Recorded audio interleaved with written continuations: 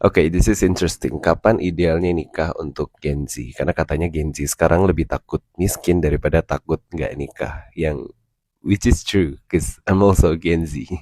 Kita tuh ngelihat banyak orang yang pernikahannya nggak happy gitu, dan menurutku kenapa orang pernikahannya bisa nggak happy karena mereka beranggapan kalau nikah itu prestasi dan menyelesaikan masalah pribadi. Yang cowok diiming-imingin kalau udah nikah nanti ada yang masakin, ada yang bersihin rumah, ada yang ngelayanin, sedangkan yang cewek diiming-imingi kalau udah nikah nggak usah kerja, ada yang kasih duit, ada yang kasih nafkah, dan ujung-ujungnya saling nuntut hak masing-masing dan lupa akan tanggung jawab satu sama lain. Dan banyak Gen Z berpendidikan yang udah mulai sadar sama hal ini, dan akhirnya mereka lebih mengutamakan finansialnya daripada menikah. Kalau menurutku ya, nikah itu bukan goals, tapi nikah adalah tools atau method untuk mencapai goals yang lebih besar. Misal goalsnya apa? Buat sama-sama tambah kaya. Ya kalian cari pasangan yang goalsnya sama, yang punya visi misi yang sama, dan gaya hidup yang mendukung untuk tambah kaya. Pengen yang bisa traveling bareng keliling dunia, ya kalian cari yang sama-sama suka traveling. Buat gym buddies, ya kalian cari yang suka nge-gym juga. Buat teman spiritual, buat sama-sama mencari ridho Allah, ya kalian cari yang se-value sama kalian. Karena nikah itu kontrak, kerjasama, partnership, untuk mencapai apapun itu goals dan objektif kalian. Dan itu bisa lebih dari satu. One of my Konglo friends told me that relationship and marriage is like doing business. Ibarat kalian punya bisnis, kerjasama sama perusahaan yang udah besar. Goalsnya kan adalah cari untung bareng-bareng, cari uang lebih banyak. Bukan kontrak kerjasamanya yang dijadiin goals kan. Kerjasamanya adalah method untuk cari uang lebih banyak, cari uang lebih mudah, expansion. So balik lagi,